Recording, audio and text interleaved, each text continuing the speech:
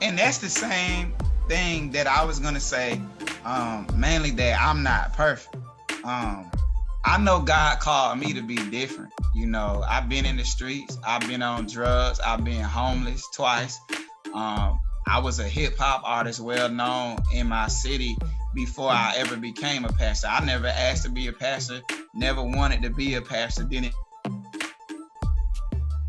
come to the church I am assistant pastor at now to be a pastor. I came to get my direction because I felt like God put something in me, but I didn't know how to get to where he needed me to be. That was my intention to coming to the church. I never came to be a pastor.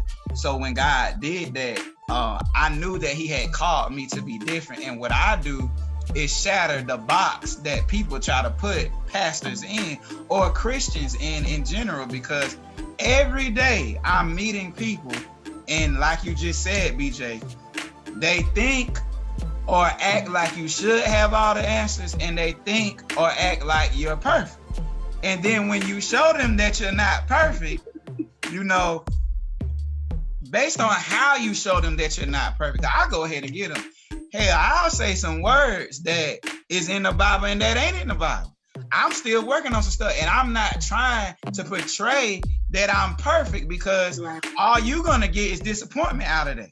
But when I show you that I'm not perfect, but I'm called by God and I'm operating in my purpose, and I carry myself with boldness because I'm operating through the blood of Jesus, not out of my own strength. There's nothing that I could have done to be redeemed. I'm redeemed by the blood of the Lamb.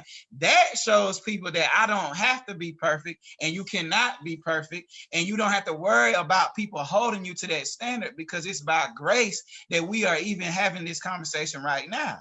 Right. So, you know, that's what I do. And some people, they don't like it, but a lot of people, they understand it and they receive that type of message, because that's all you can do. All you can do is strive toward the mark. You're gonna miss it. You're gonna sin. You know, you're not gonna stop sinning. Like BJ just said, we try not to put ourselves in positions to sin, but you're gonna have slip-ups. You're gonna make bad decisions. Paul said, what I should do, I don't. You know what I'm saying? Right. And what I shouldn't do, I do. If Paul said that, who wrote almost half of the New Testament, then who are we? You know what I'm saying? And that is the reminder that people need, and they should see through the leaders. The leaders are not leaders because they're better than people. The leaders are leaders because they have accepted an assignment. Bingo. Repeat that one more time. Just say that for the people in the back that didn't hear you.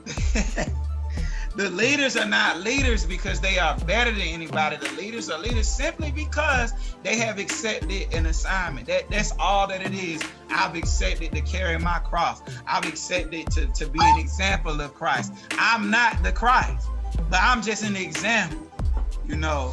And and people need a daily reminder of that, because they constantly are coming at me. They're constantly coming at y'all, I'm quite sure. They're constantly pointing at, oh, you ain't did. I've had to check people about other people that I didn't even know that said they were of Christ, and said, oh, well, she said this cuss word, and she was watching this TV show. And I had to tell them, hey, they not perfect, and neither are you. Right.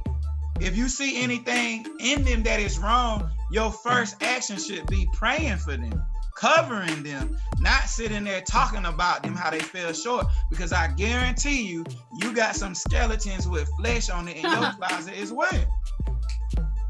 He said skeletons with and flesh. I ain't the one. Wow. I ain't the one. Okay.